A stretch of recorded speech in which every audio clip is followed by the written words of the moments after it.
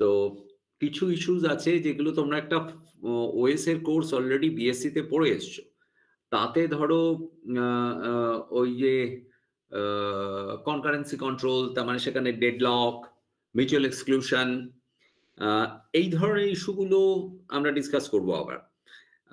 But will be discussing different kind of algorithm. Firstly আজকের ক্লাসেই কিছুটা বোঝা যাবে যে কেন আমাদের অন্য অ্যালগরিদম লাগবে, অন্যরকম অ্যাপ্রোচ লাগবে, আ ওয়্যার ইট ইস ডিফারেন্ট। মানে ওই যেগুলো স্ট্যান্ডার্ড আমরা যে ওয়েসটা যেটা তোমরা পড়ে এসছো, বিএসসি হোক আর আন্ডারগ্রেডে বিটেকেই হোক, এমএসসি তে তো সবাই বিএসসি পড়েই আসছে। তা ফার্স্ট কোর্স ওএস এর যেটা হয় গ্যালভিনের বই থেকে যেটা পড়েছো, মূলত অধিকাংশ সবাই তো ওই গ্যালভিনের বইটাই ফলো করে প্রায়। যে বই ফলো করো, যা পড়েছো সেটা হচ্ছে যে একটা স্ট্যান্ডঅ্যালোন কম্পিউটার, তাতে ধরে নেওয়া হচ্ছিল যে একটা প্রসেসর আছে, সেই প্রসেসরে কি করে জব শিডিউল করা যাবে, short term scheduler, long term scheduler, কি করে মেমোরিতে জবগুলো স্টোর করা যাবে, তার memory management, paging, segmentation etcetera.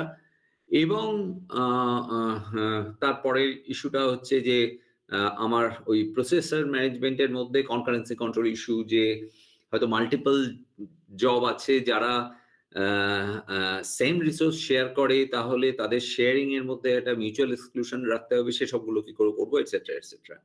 তো some of the old issues will revisit, কিন্তু ডিস্ট্রিবিউটেড এনভায়রনমেন্টের জন্য আমাদের নতুন রকম অ্যালগরিদম পড়তে হবে এবং সেগুলোরই কিছু কিছু ল্যাবে লিখতে হবে। আর কতগুলো নতুন ইস্যু আসবে যেগুলো ওই স্ট্যান্ডঅ্যালোন একটা প্রসেসর, তার জন্য যে ওএস এর ডিজাইন পড়ে এসছো, যে কোর্সটা পড়েছো, তাতে ছিল না। For example process migration. একটা ডিস্ট্রিবিউটেড এনভায়রনমেন্টে একটা জব হয়তো ইউজার সাবমিট করলো একটা টার্মিনালে, অ্যাকচুয়ালি জবটা হয়তো প্রসেসর পেলো অন্য একটা নোটে গিয়ে। তো এই যে কোন জবটা কখন কোথা থেকে যাবে, কোথায় যাবে, এই all this things are decided by the operating system.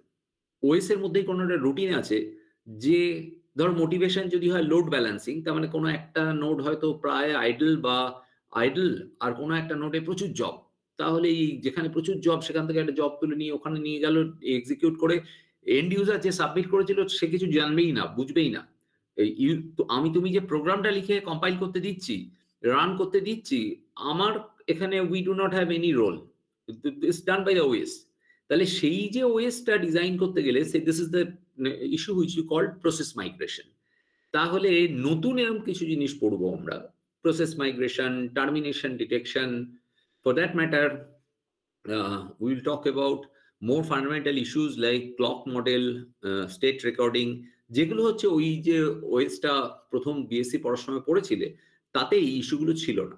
তার মানে নতুন কিছু জিনিস শিখবো যেগুলো অ্যাবসলিউটলি অপারেটিং সিস্টেমের পার্ট বলেই জানি না, আর কিছু জিনিস যেগুলো আমরা জানি যে এটা ওএস এর পার্ট, কিন্তু স্ট্যান্ডঅ্যালোন মেশিনের ওএস আর ডিস্ট্রিবিউটেড সিস্টেমের ওএস আলাদা, কাজে সেখানে নতুন নতুন কিছু টেকনিক শিখবো এবং মোস্টলি সেগুলোরই কিছু কিছু প্রোগ্রাম, সেগুলো অ্যালগরিদম, সেগুলো আমরা ল্যাবে প্রোগ্রাম লিখব। ওকে, কিন্তু তার আগে আমি এই সপ্তাহে যে বলছি মঙ্গলবার ল্যাব শুরু, আমার মানে অ্যাকচুয়ালি যেগুলো সিলেবাসে লেখা আছে তার আগে একটা দুটো মানে প্র্যাকটিস প্রবলেমের মতো করে নিলে ধরতে সুবিধা হবে যে ল্যাবে এক্স্যাক্টলি আমরা কি করব। সো মঙ্গলবারের অ্যাসাইনমেন্টটা আজকে ক্লাসের পরে আমি যেমন তোমাদের ম্যাথমেটিক্সের জন্য একটা ক্লাসরুম বানিয়েছিলাম, তেমনি ওই তোমাদের নতুন কেউ তো জয়েন করেনি, আজকের ইমেলটা কি সবার কাছে আমি গেছে ইনভিটেশনটা?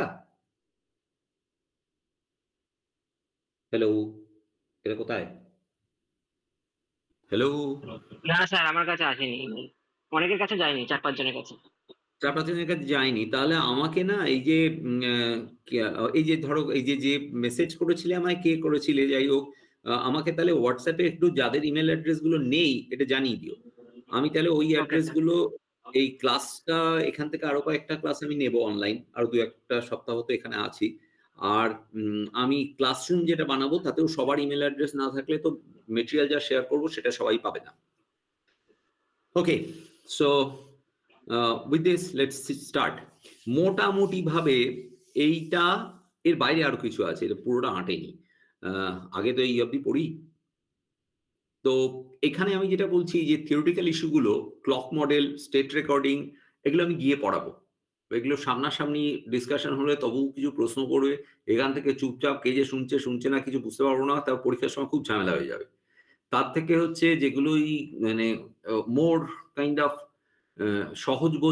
বোধ্য, আবার এট দ্য সেম টাইম ল্যাবেও করতে হবে, ওটা সড়গড় হয়ে যাবে। তো I'll quickly converge into this some of the algorithms on mutual exclusion and deadlock handling, particularly যেগুলো আমরা ল্যাবে তোমরা করবে। So but before that, এটা তো আমি বলছিলাম যে some of the old issues revisited, some of the newer issues like process migration, termination detection এখানে নেই কেন জানি না, বানানোর সময় খেয়াল করিনি। পরের স্ক্রিনে আছে। ওই RPC is a big thing, যেটা সিলেবাসের অনেকটা জায়গা জুড়ে আছে। আমি লিখেছি RPC case study on sound system, সিলেবাসে লেখা আছে। আজকের দিনে জাভা আর এমআইটা পড়ে ফেলা খুব দরকার।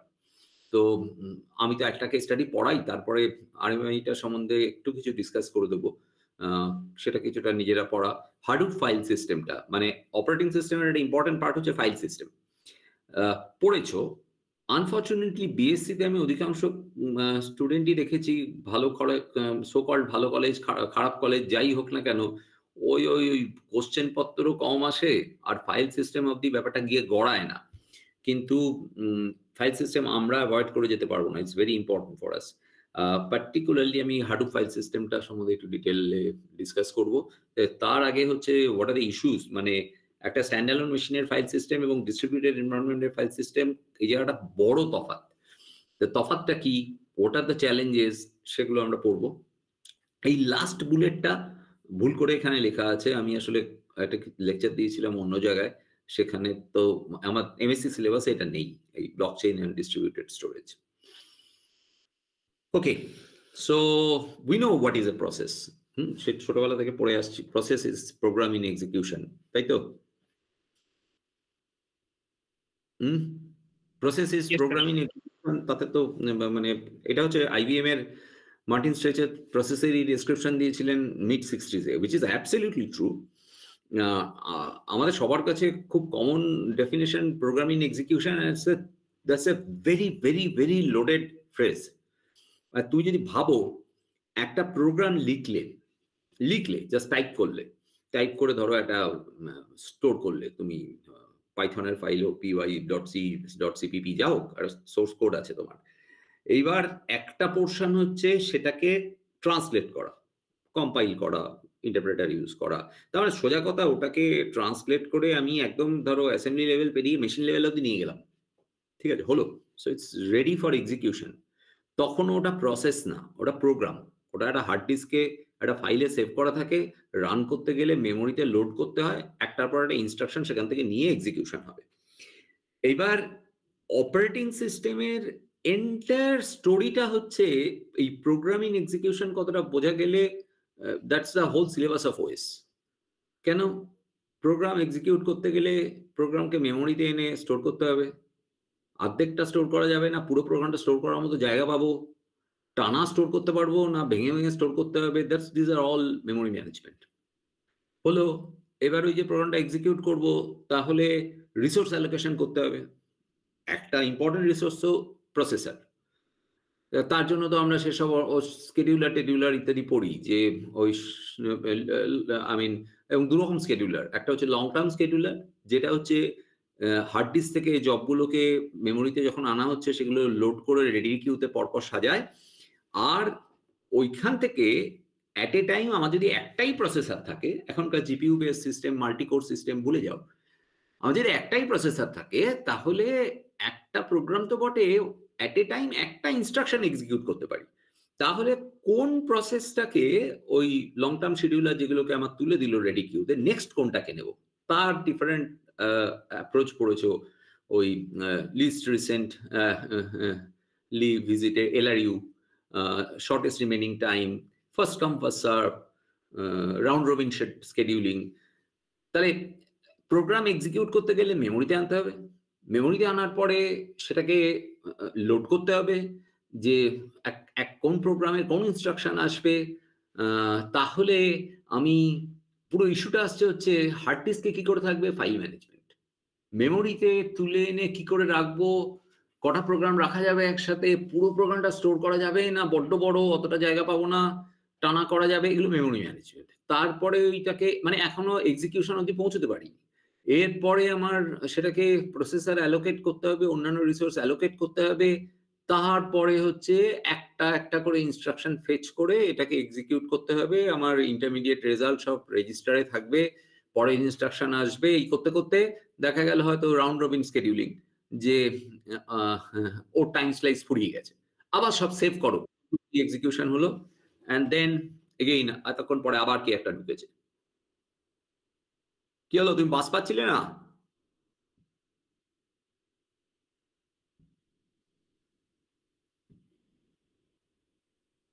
সায়ক কি বাস পাচ্ছিলে না?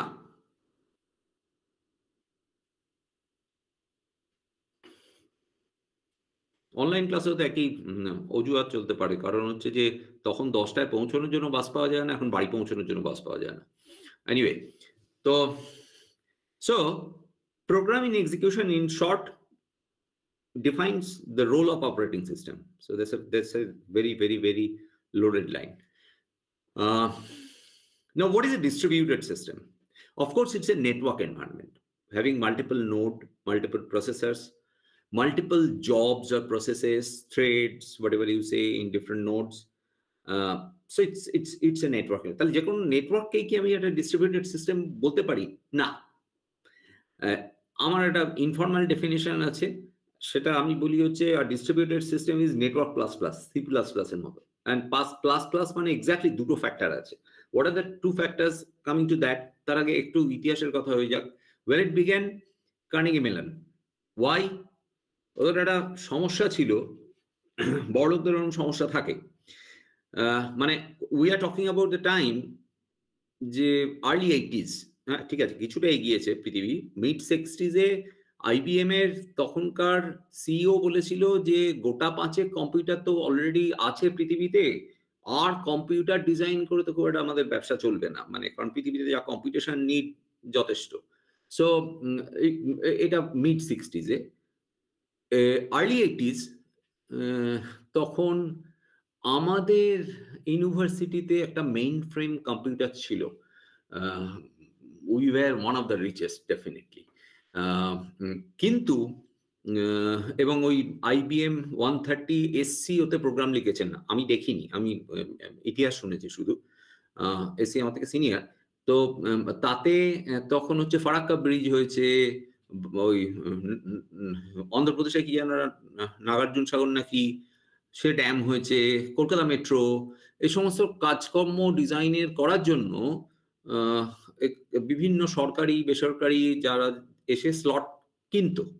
এবং আমাদের প্রথম ডিপার্টমেন্টের বাড়িটা তৈরি হয়েছিল যেটা রাজাবাজার ক্যাম্পাসে, বাড়িটা তৈরি হয়েছিল ইউনিভার্সিটির টাকায় না, ওই 1130 স্লট বিক্রি করে যে পয়সা পাওয়াতে গেছিল তার পুরো টাকাটা জমতে জমতে একটা সময় রেডিওফিক্সের কয়েকজন মাস্টারমশাই যারা ইনিশিয়েটিভ নিয়েছিলেন যে কম্পিউটার সায়েন্সের ডিপার্টমেন্ট খোলা দরকার, তারা তৎকালীন মানে সিন্ডিকেটকে অ্যাপ্রোচ করেন যে আমাদের কোনো টাকা পয়সাও দিতে হবে না, কিন্তু এটা দিয়ে আমাদের একটা নতুন ডিপার্টমেন্ট খোলা, তার বাড়ি করার জন্য টাকা দেওয়া হোক। So we were privileged. I am talking about Carnegie Mellon. এদের সমস্যাটা ছিল হচ্ছে এদের তখন গোটা 3 কম্পিউটার ছিল, and it's a large campus. So there was a need that the users, they were bothered by with keeping in separate login information, কোন দিন কোন মেশিনে ঢুকতে হচ্ছে সেই অনুযায়ী ইউজার আইডি পাসওয়ার্ড, সেই পেয়ারটা লাগবে। তার সাথে হচ্ছে আরেকটা তার থেকে বড় সমস্যা, আজকে আমি একটা টার্মিনালে বসে কাজ করলাম, এগুলো সবই তখনকার দিনে so called mainframe computer, মানে এখনকার সেলফোনের থেকে পাওয়ার কম, কিন্তু তখন ওগুলোই বড় কম্পিউটার। বড় মানে লিটারালি বড় ছিল, মানে বড় মানে এগুলো এক একটা মেইন ফ্রেম কম্পিউটার।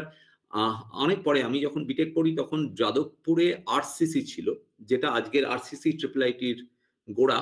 তো ওদের ওখানে একটা তখন মেইন ফ্রেম কম্পিউটার ছিল। আমি সামার ট্রেনিং করতে গেছিলাম, মানে তখন ইন্টার্নশিপ বলতো না, তা কিন্তু তখন তো ইয়ারলি সিস্টেম, গরমে 1 মাস ছুটি থাকতো। সামার ট্রেনিং করতে গেছিলাম, সাইবার একটা সিস্টেম মেইন ফ্রেম কম্পিউটার ছিল, অ্যান্ড দ্যাট ওয়াজ লিটারালি হচ্ছে গোটা 4-5 লোহার আলমারির মতো সাইজে একটা ঘর ভর্তি করে রাখা ছিল, তার এক দাদা তার গেছে, তার কুলিং সিস্টেম, ওটা ছিল হচ্ছে কম্পিউটার।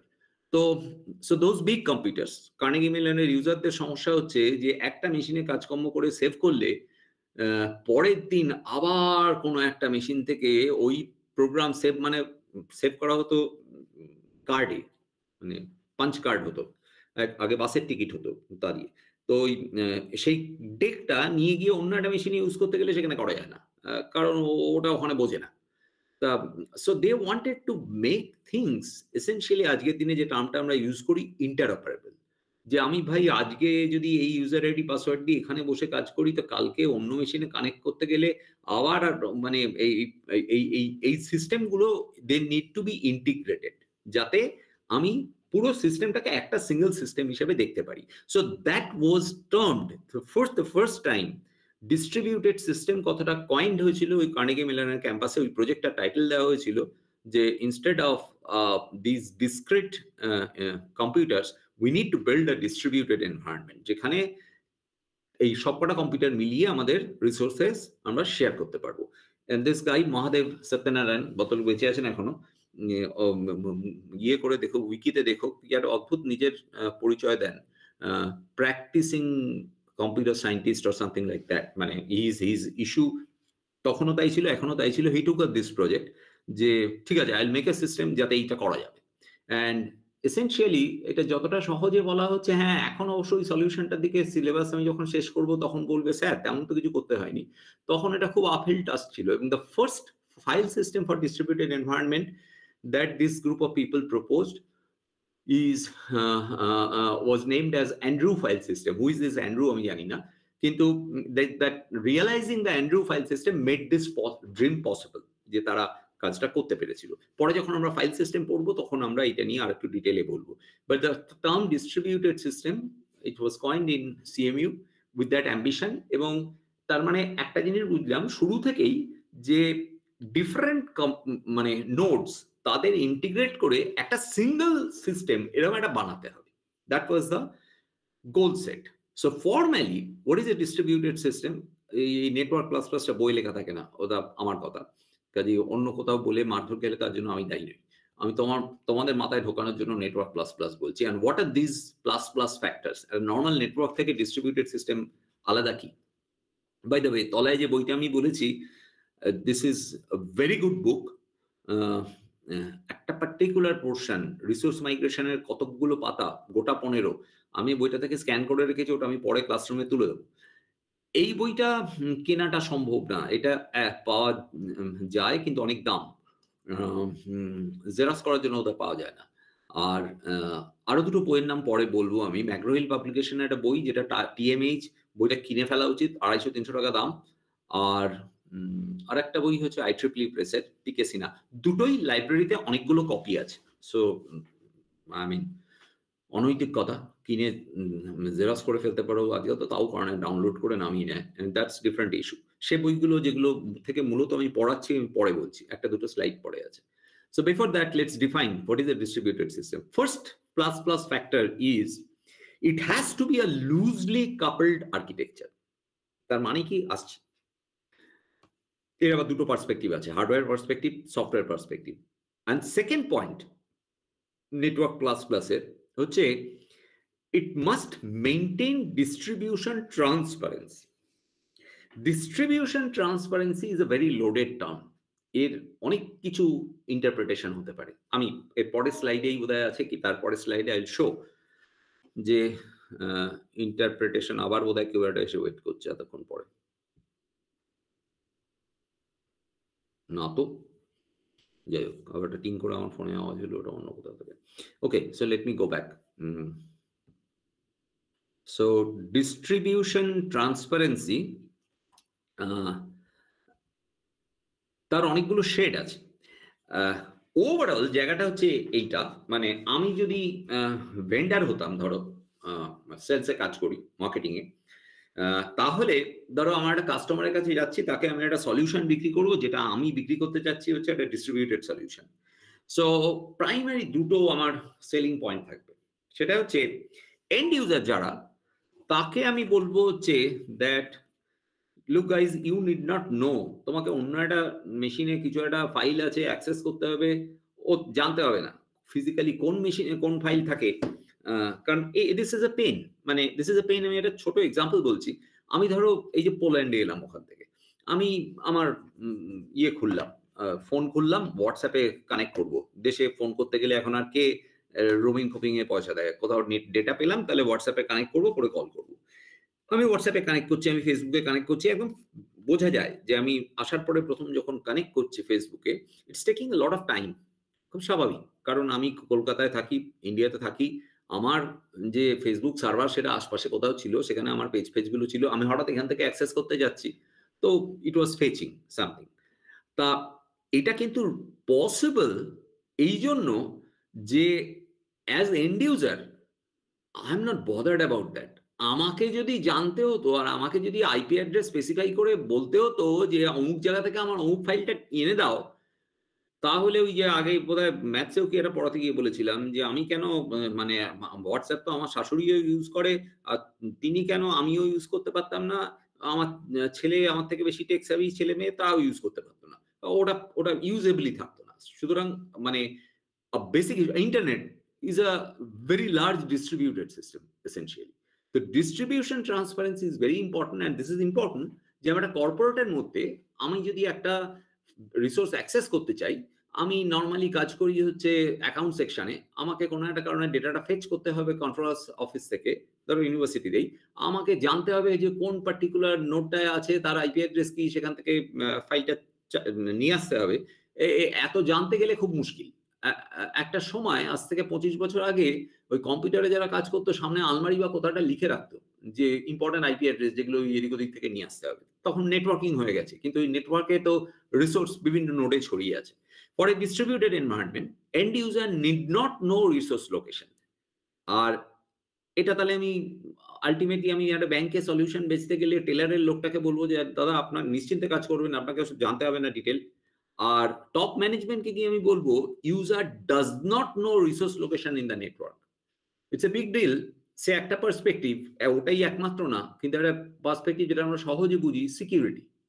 আমি আজকের দিনে অধিকাংশ মানে একটা কোনো স্ক্যাম, ক্রেডিট কার্ড ফ্রড, ব্যাংকে ফ্রড, 90% অফ দোজ কেসে আলটিমেটলি হচ্ছে খবরের কাগজ অব্দি বেরোয় যে কোনো একজন এক্স এমপ্লয়ি ছিল যে ডেটা লিক করেছে, অথবা ওইভাবে কোনো ডেটাটা পাওয়া গেছে। So an internal attacker is always potentially, তার ইম্প্যাক্ট অনেক বেশি হবে, কারণ তার কাছে অলরেডি সিস্টেম সম্বন্ধে অনেকটা ইনফরমেশন থাকে। So in a distributed environment যদি এমন হয় যে আমার এমপ্লয়ি যারা কাজ করছে তারা জানেই না যে কোন ফাইল কোথায় আছে, তাহলে সেটার আনঅথরাইজড অ্যাক্সেস করাটা বা অন্য কাউকে বাইরে থেকে করতে হেল্প করাটা, it will be uphill for them. So I mean distribution transparency is essentially this, but ঠিক এই অবধি বললে ব্যাপারটা মেটে না। আমি আসছি এক এক করে, লুজলি কাপলড আর্কিটেকচারে ফেরত যাই। একটা মাল্টি প্রসেসর এনভায়রনমেন্ট, তার আর্কিটেকচার, এই যে বাঁদিকে যে ছবিটা আছে এরকম হতে পারে যে আমার n নাম্বার অফ প্রসেসর আছে, they are connected over a network, typically interconnection network. আর ওরকমই আর একটা নোড আছে যেটা একটা লার্জ শেয়ার্ড মেমোরি। মেমোরি কেমন লাগবে? এই তো একটু আগেই বললাম যে আমার প্রোগ্রাম লোড করতে গেলে প্রোগ্রামটা তো আগে মেমোরি হায়ারার্কি অনুযায়ী সেকেন্ডারি স্টোরেজ থেকে প্রাইমারি স্টোরেজে নিয়ে আসতে হবে। তো শেয়ার্ড মেমোরি বলতে প্রাইমারি স্টোরেজ মানে র্যাম, ক্যাশে এটসেট্রা এটসেট্রা। ক্যাশ মেমোরি তো র্যামের ওপরে হলো, তাতে নিয়ে আসতে হবে। তাহলে আমার শুধু প্রসেসর থাকলে তো হবে না, এখানে একটা মেমোরি নোড, একটা large memory bank. This memory space can be used by all these nodes. এটা আমার একটা আর্কিটেকচার হতে পারে। আর ডান দিকেরটা, এখানে আমার অত বড় র্যাম নেই, কিন্তু প্রত্যেকটা নোডে কিছুটা করে র্যাম আছে। তাহলে আইডিয়াটা হচ্ছে যে এই ফার্স্ট নোডে P1 প্রসেসর আছে, এখানে যে প্রোগ্রামটা এক্সিকিউটেড হবে ও লোকাল মেমোরিতে থাকবে। So they are like this, দুটোরই প্লাস মাইনাস আছে। কিন্তু একটা জিনিস পরিষ্কার, বাই ডেফিনেশন আমরা একটু আগে স্লাইডে লিখেছিলাম যে ডিস্ট্রিবিউটেড সিস্টেম হচ্ছে has to be loosely coupled. ওই লুজলি কাপলড মানে হার্ডওয়্যার পার্সপেক্টিভটা হচ্ছে you got to choose the model which is towards the right. স্ক্রিনের বাঁদিকে যেটা আছে সেটা টাইটলি কাপলড। কেন টাইটলি কাপলড? এই সমস্ত n নাম্বার অফ প্রসেসর এরা বসে যাবে যদি এই মেমোরি নোডটা বসে যায়, যেটা শেয়ার্ড মেমোরি আমি বলছি। So typical I mean for a centralized system, the availability of resources or availability of the system as a whole could drop down from 100% to 0 for a single point of failure. কেন? আমার একটা খুব hi fi system আছে, সেটা একটা excellent খুব powerful একটা দামি সার্ভার আছে, সেখান থেকে আমার পুরো ব্যাংকিং সফটওয়্যারটা চলে। আমার ব্যাংকিং সফটওয়্যারটা ক্যাটার করে হচ্ছে 50টা ব্রাঞ্চকে। ওই 50টা ব্রাঞ্চের সমস্ত অপারেশন একসাথে বসে যাবে ওই সার্ভার নোডটা বসে গেলে। তো দিস ইজ সেন্ট্রালাইজড আর্কিটেকচার, যাতে ওরকম একটা সিঙ্গল পয়েন্ট অফ ফেইলিওর অথবা too few number of nodes, সেটা ফেল করলে পুরো সিস্টেমের অ্যাভেলেবিলিটি ড্রপস ডাউন টু 0। হ্যাঁ, অফকোর্স তাহলে সবকিছু ডিস্ট্রিবিউটেড করে দিলে হয়, করতে অসুবিধে আছে, সেটা পরে আসছে।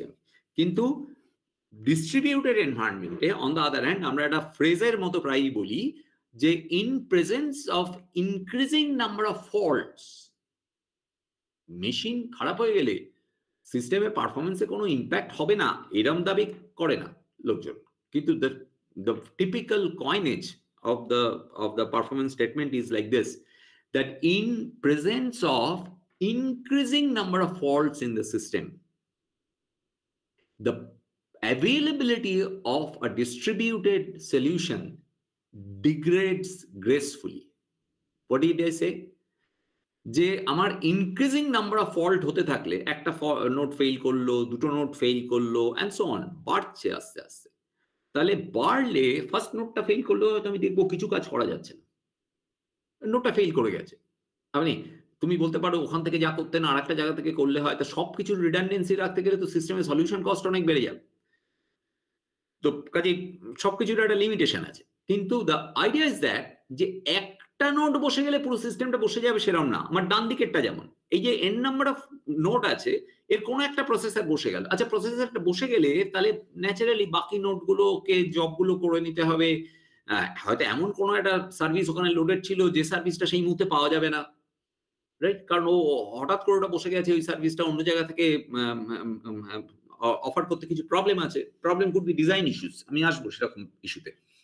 কিন্তু পুরো সিস্টেমটা বসে যাবে না, কারণ n নাম্বার অফ নোটের মধ্যে একটা নোট খারাপ হয়েছে, একটা বদলে আর একটা নোট খারাপ হলো।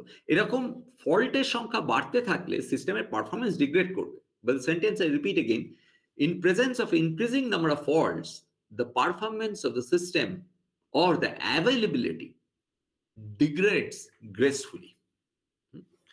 Gracefully টা খুব একটা পাওয়ারফুল সেন্টেন্স। যুদ্ধের আবহাওয়ায় আমি মানে ওয়ার মেমোরিয়াল অনেক দেখেছি, তাতে লেখা থাকে ওরকম যে গ্রেসফুলি ডায়েড। আমার পড়ে খুব মনে হয় যে একটা লোক যখন মারা যায় তখন কতটা গ্রেসফুল থাকে সেই মুহূর্তটা। Anyway, that's different issue, a sensitive issue at this point of time.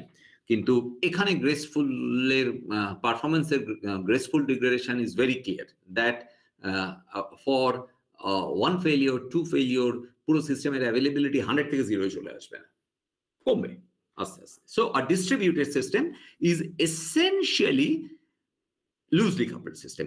এইখানে যে ছবিটা আমি এঁকেছি এটা কিন্তু শুধু হার্ডওয়্যার পার্সপেক্টিভটা বোঝাচ্ছে, সফটওয়্যারের দিক থেকেও ব্যাপারটা এই ডেফিনেশনটা ইজ ইকুয়ালি ট্রু। আমি একটু এগোই, আসবে সফটওয়্যারে লুজলি কাপলড বলতে কি বোঝাতে চাইছি। So the advantages of loose coupling is improved autonomy, improved availability, ওই যে graceful degradation যা বলেছিলাম লেখা আছে এখানে, ওই লাইনটাই এক্স্যাক্টলি লেখা আছে হচ্ছে রেফারেন্সে একটা বই অলরেডি বেরিয়ে গেল কিনা খেয়াল করিনি, পিকে সিনহার একটা বই আছে, ওই বইটা পড়তে হবে। আজকে যা ডিসকাস করছি আমি পিকে সিনহার চ্যাপ্টার 1, তাতে ডিস্ট্রিবিউশন ট্রান্সপারেন্সি বলে 4-5টা পেজ আছে। এই স্লাইডগুলোর ছবি তুলে লাভ নেই, স্লাইড আমি শেয়ার করবো না, কারণ স্লাইড পড়লে হবে না, পিকে সিনহার ওই কয়েকটা পাতা পড়তে হবে। সো এটা পড়লে, এইটুকু পড়লে যেটা হবে সেটা পরীক্ষার সময় ওই যে কোশ্চেন গুলো থাকে যে ওই এক্সপ্লেন করতে বলা থাকে বলে 4 নম্বর উত্তর দেওয়া যাবে না। আচ্ছা, আর সেটা ম্যাথসের থেকে ওএসএস সিলেবাসে অনেক বেশি ইম্পর্টেন্ট, কারণ অঙ্কে তো বেসিক্যালি একটা ব্ল্যাক অ্যান্ড হোয়াইট এর মতো ব্যাপার থাকে, কোশ্চেনটা মানে দিনের শেষে অধিকাংশ একটা অঙ্ক কষার মতো, এখানে interpretation is very important. So a distributed system is not collection of isolated nodes. It must be integrated, typically using a network. Resource sharing. Sharing is very important term. মানে এই যে আর্কিটেকচারাল যা যা আমরা কথাবার্তা বলছিলাম তাতে sharing is very important term. আমি আরেকটু পরে একটা স্লাইড আছে তাতে আবার এই শেয়ারিং টার্মটায় ফেরত আসবো। Processing information in a distributed database, সেটা ধরো একটা এক্সাম্পল শেয়ারিং এর। Using remote specialised hardware devices, মানে আমার পুরো এনভায়রনমেন্টে হয়তো আমি পার্টিকুলার কিছু সার্ভিস পেতে চাই, তাহলে সেটা হতে পারে যে কোনো একটা নোডে আমার সার্ভিসটা অফার করতে হচ্ছে, কেননা কিছু হার্ডওয়্যার লাগে তার সাথে। আমার প্রতিটা নোডে এই হার্ডওয়্যারটা রিপিট করো, ধরো আমার কিছু বায়োমেট্রিক স্ক্যানিং হয়, তাহলে আমি প্রতিটা নোডে যদি আমি একটা স্ক্যানার লাগাই তার একটা কস্ট আছে, ভিসাভিস হয়তো আমার সিলেক্টেড নাম্বার অফ নোডে ওটা আছে, তাহলে ওই সার্ভিসটা ওই নোডগুলোর কোনো একটা থেকে। কিন্তু এখানে সাধারণত যেটা করা চেষ্টা করা হয়, তাহলে একটা ডিস্ট্রিবিউটেড সলিউশন ডিজাইন করতে গেলে not in a single node but in every few nodes there will be one node যাতে ওই ডিভাইসটাকে কানেক্ট করার চেষ্টা করব, বা কয়েকটা নোড কাছাকাছি একটা ক্লাস্টার তারা ডিভাইসটার সাথে কানেক্টেড থাকবে। So the service can be hosted from any of the nodes যেটা ওই ডিভাইসটার সাথে কানেক্টেড আছে। অর্থাৎ ফিজিক্যালি আমি বায়োমেট্রিকটা দিয়ে হয়তো সিস্টেমে নিজেকে অথেন্টিকেট করতে যাচ্ছি, তাহলে আমি ডিভাইসে গিয়ে আমার ফিঙ্গারপ্রিন্ট দেওয়ার চেষ্টা করলাম। এবার সার্ভিসটা হচ্ছে এই নোডগুলো যেগুলো কিনা ওই ডিভাইসটাকে অ্যাক্সেস করতে পারছে ওভার দ্য ক্লাস্টার, তাদের যে কোনোটা থেকে আমি সার্ভিসটাকে অফার করতে পারবো, রেন্ডার করতে পারবো। Typically sharing increases the processing speed. It distributed system যেহেতু কাইন্ড অফ ফল্ট টলারেন্ট, যে একটা সিঙ্গেল ফেলিওরে পুরো সিস্টেমটা ক্র্যাশ করে যায় না। wherever possible the service can be replicated from another place, মানে I mean end user জানবে না, কাজেই it's better fault tolerant and hence more reliable end user এর কাছে। ওকে, there is one, মানে সবকিছুর ভালো খারাপ একটা দিক আছে। আমার যদি না শেয়ার্ড মেমোরি বা শেয়ার্ড ডিস্ক আর্কিটেকচার হতো, তাহলে ইন্টার প্রসেস কমিউনিকেশনটা খুব সহজ হয়ে যেত। কেন?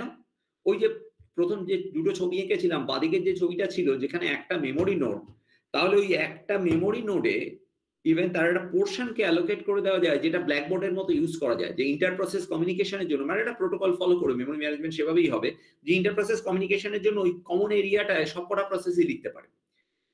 সব থেকে বড় কথা হচ্ছে, যদি আমার একটা প্রসেসের অ্যাড্রেস স্পেস থেকে অন্য একটা প্রসেসের অ্যাড্রেস স্পেসে কোনো মেসেজ পাঠাতেও ট্রান্সফারও হয়, ফিজিক্যালি তার জন্য নেটওয়ার্কে কোনো মেসেজ ফ্লো করতে হবে না, it need not come out of that node.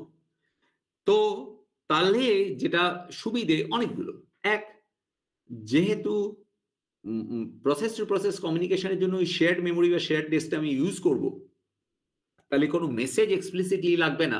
তার মানে মেসেজ থাকলেই মুখে যাই বলি মেসেজ ড্রপ হতে পারে, তাহলে ড্রপ হলে রিট্রান্সমিট করতে হবে। আচ্ছা, রেসিপিয়েন্ট মেসেজটা পেলে একটা কাজ করবে, সেন্ডার মেসেজ পাঠিয়ে বসে থাকলো, কি করে বুঝবে যে রেসিপিয়েন্টের কাছে যায়নি, ড্রপড হয়েছে?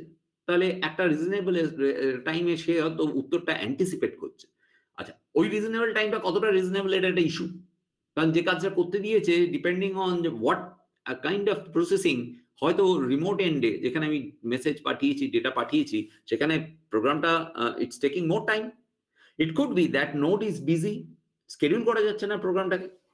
তো সেন্ডার সে কি করে বুঝবে যে প্রোগ্রাম অন্য মানে যে টার্গেট নোড সেটা বিজি আছে, টার্গেট নোড তাতে এই পার্টিকুলার প্রসেসটার টার্নারাউন্ড টাইম বেশি, কাজে সে হয়তো আরেকবার রিট্রান্সমিট করবে, কতবার করবে তার প্রোটোকল ডিসাইড করা। সো এই সমস্তগুলো কিন্তু ডিস্ট্রিবিউটেড এনভায়রনমেন্টের একটা ইস্যু, যে ইন্টার প্রসেস কমিউনিকেশনের একমাত্র ওয়ে হচ্ছে by message passing, right? And this is one vulnerability of distributed environment, যে ওই পারফরমেন্স ইস্যু, মানে মেসেজ ড্রপড হলে OS will take care, user প্রোগ্রামকে তার জন্য মানে আরেকবার মেসেজ পাঠাতে হবে না, OS will take care, তো বোঝা গেল। তার মানে হচ্ছে ওয়েস ওটা ডিটেক্ট করে বা একটা মেকানিজম রাখবে যাতে একটা ইন্টারভেল পরে মেসেজটা আবার বা মেসেজ গেলে তার অ্যাকনলেজমেন্ট আসবে, হোয়াটএভার ইট মে বি। কিন্তু দিনের শেষে হচ্ছে মেসেজটা ড্রপড হলে পারফরমেন্স ডিগ্রেডেড হবে। একই মেমোরি নোডে যদি মাল্টিপল প্রসেসের কোড থাকতো, process to process communication would have been taking no time. Message passing মানে আইও, টেক্স টাইম।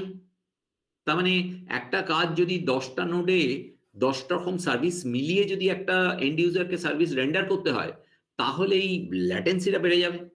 সবগুলো জায়গা থেকে সবগুলো সাব সার্ভিসকে নিয়ে ইন্টিগ্রেট করতে হবে। So this is one limitation, but it's so communication for a loosely coupled environment like what we describe, সেখানে ওটা মেসেজ পাসিংই হতে হবে। ও, এই বইটার কথা আমি বলছিলাম, PK Sinha, distributed operating system, chapter 1 for this কি ওই যে ডিস্ট্রিবিউটেড ট্রান্সপারেন্সির, এগুলো আমরা যখন থ্রু আউট পড়তে থাকবো না, এইগুলো বারবার ঘুরে ঘুরে আসবে। কিন্তু chapter is very easy to read, একবার পড়ে ফেলা দরকার। আমি একটু মানে বেসিক্যালি বলে দিচ্ছি কিছুটা, কিন্তু বলে দেওয়াটা তো শুনলে এখন মনে থাকবে, ও আজকালের মধ্যে না পড়লে মাথায় কিছু থাকবে না। তো এটা মানে বইটা একটু জোগাড় করে, সফট কপিও নেটে আছে, চ্যাপ্টার 1-এ ওই যে 19 থেকে 23 বলছিলাম 4-5টা পাতা, সেটা পড়ে নাও। ফার্স্টলি যেটা আমি বলছিলাম, এই যে একটু আগে বলেছিলাম যে আমি ডিস্ট্রিবিউটেড সিস্টেম বেচতে গিয়ে আমি আমার এন্ড ইউজারকে বলবো যে দাদা আপনাকে ভাবতে হবে না ওয়্যার থিংস আর স্টোরড, আর ম্যানেজমেন্টকে বলবো যে আপনার এমপ্লয়িরা জানবেই না কোন ডেটা কোথায় থাকে। তো এইটার প্রাইমারি যে নামটা সেটা হচ্ছে access transparency. What it Sage, definition of access transparency is very pure and simple, and it says that a remote resource vis-a-vis a local resource is accessed the same way, right? মানে ওই আবার এক্সাম্পলে ফেরত আসি, আমি Facebook করছি, কোন সার্ভারকে access করছি আমি কিছু জানি না, যে সার্ভার ইচ্ছে অ্যাক্সেস হোক না কেন। That service could be hosted, I mean, geographically in my locality, or it could be hosted 1,000 kilometers away. আমার কাছে কোনো তফাৎ নেই, আমি ওই সার্ভিসটার একটা নাম জানি, আমি ওই নামে সার্ভিসটাকে ইউজ করতে চাইবো, and I'll be connected to appropriate server. Right? ধরো আজকে ফেসবুকের কথা বলছি আমি, এটা তো একটা বড় ব্যবসা দাঁড়িয়ে গেছে। যখন এরকম একটা ইনিশিয়েটিভ শুরু হয়, তখন ইউজারও কম থাকে, এত নাম্বার অফ নোডে ডিপ্লয় করারও দরকার হয় না, রাইট? আস্তে আস্তে যখন আমার পপুলারিটি বাড়তে থাকে, তখন হচ্ছে এই যে সিগন্যাল, যেমন হোয়াটসঅ্যাপের একটা অল্টারনেট হিসাবে সেই বিভিন্ন সময় উঠে আসার কথা বারবারই হয়, কিন্তু somehow it's not picking up that. এখনো এই মুহূর্তে কয়েক মাস আগে আমি মেসেজ পেয়েছি এরকম, আমার নেদারল্যান্ডসের এক বন্ধুর কাছ থেকে মেসেজ পেলাম যে সরি, এলন মাস্ক যা করছে তাতে আমি হোয়াটসঅ্যাপ বন্ধ করে দিচ্ছি বলে ও সিগন্যালটা শিফট করে গেছে। ট্রু ইনডিড, তাদের নেট ব্যাপার যেটা হয়েছে, আমরা এখন ফেসবুকে মেসেজ এক্সচেঞ্জ করি, কারণ আমি তো এখনো হোয়াটসঅ্যাপ ইউজ করে যাচ্ছি। তো কিন্তু ইস্যু ইজ দ্যাট এরকম একটা যখন বিল্ড হয়, তখন শুরুতে কিন্তু এত নাম্বার অফ নোডে ডিপ্লয়মেন্টও হয় না। আস্তে আস্তে আমার ইউজার বাড়তে থাকে, আমার অর্গানাইজেশনের ক্ষমতা বাড়তে থাকে, সে সেই অনুযায়ী আরো এফিসিয়েন্টলি সিস্টেমটাকে বিল্ড করে। এন্ড ইউজারের কাছে অ্যাক্সেস ট্রান্সপারেন্সি মানে এই জটিলতায় সে ঢুকবেই না। আমি একটা সার্ভিসকে একটা লজিক্যাল নামে চিনি। তো এটা যদি আমি এমন হয় যে আমি একটা কর্পোরেটে আছি, আমার কোম্পানি সেটা অনেকগুলো শহর জুড়ে আছে, আমি সেই কোম্পানির হয়তো অ্যাকাউন্ট সেকশনে কাজ করি, তাহলে সেখানে আমি কিছু আমার কাজের জন্য আমি যেরকম কিছু সার্ভিস আছে সেগুলোকে আমি ইউজ করি। I really do not know and I need not care যে কোনটা কোথায় হোস্টেড আছে। কিছু ইনফরমেশন সেগুলো যেগুলো আমার ব্রাঞ্চে যারা লোকজন আছে, এগুলো কি ব্রাঞ্চেই থাকে, নাকি আমার শহরে কোনো একটা পার্টিকুলার ব্রাঞ্চ আছে যেখানে সারা শহরের ডেটা থাকে, অথবা এরকম বেশ কয়েকটা শহরের ডেটা একটা জায়গায় থাকে। and I need not bother, আমি অ্যাক্সেস করি আমার হয়তো আমার মেশিনেই আছে, অথবা যেখানে হোক সেখানে আছে। It's the same way. That's access transparency. So again, I repeat the definition that the resources are accessed, I mean anonymously. I mean anonymous মানে হচ্ছে by a logical name, not by the physical name. যে path নেমটা আমায় দিতে হয় না, ওটা logical name আছে, and the remote resource vis-a-vis the local resource, they are accessed the same way. So that's access transparency. Who provides this? Operating system. কি করে provide করে? ও ম্যাপিং ট্যাপিং যা করার, যার জন্য যা করার সেটা করবে। গেল। Location transparency, access transparency and location transparency দুটো ইন্ডিপেন্ডেন্ট কথা না। অ্যাক্সেস ট্রান্সপারেন্সি অ্যাচিভ করতে গেলে one of the major thing হচ্ছে লোকেশন ট্রান্সপারেন্সি অ্যাচিভ করতে হবে। কিন্তু that's not all. Location transparency মানেই অ্যাক্সেস ট্রান্সপারেন্সি না, it's something more than that. Location transparency primarily আমরা বলি যে এটা এখানে talks about two different things. Number one, যেটা অ্যাক্সেস ট্রান্সপারেন্সি বলতে গিয়ে অলরেডি বলেছি, নেম ট্রান্সপারেন্সি। যে কোনো একটা রিসোর্সকে তার name has to be in such a way that the same name is used for the resource in the entire system. সারা পৃথিবীর সমস্ত ইন্টারনেট ইউজার হোয়াটসঅ্যাপ ইউজ করে হোয়াটসঅ্যাপ নামেই, ওটা নেম ট্রান্সপারেন্সি। আর আরেকটা পার্সপেক্টিভ হচ্ছে ইউজার মোবিলিটি। আবার যে এক্সাম্পলটা দিয়ে শুরু করেছিলাম আমি, যে আমি পোল্যান্ডে চলে এসেছি, আমি কলকাতায় ছিলাম, আমি সামনের সপ্তাহে ইটালিতে যাব, wherever I am, it doesn't matter. It has to support that user mobility. User mobility, কতগুলো ফেক